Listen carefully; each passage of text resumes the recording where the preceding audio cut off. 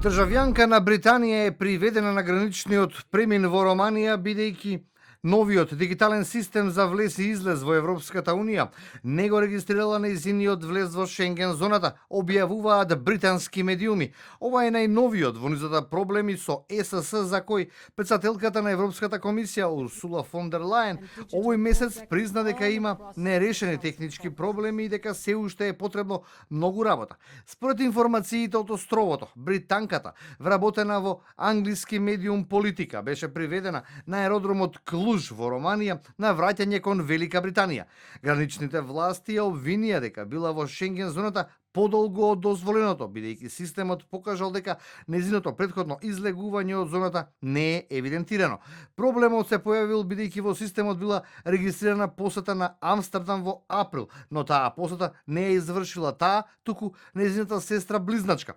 Британката им објаснила на граничните службеници дека има сестра близначка, но првично се сомневала дека го користела својот пасош. По околу 15 на минути испрашување и било дозволено да го продолжи своето патување. Експертите од Европската Унија сметаат дека е можно системот да ги помешал двете жени врз основа на сличноста на биометриските податоци. Додека граничните власти можеби направиле дополнителна грешка бидејќи не ги провериле сите достапни податоци, вклучувајќи го пасошот и отпечатоците од прсти.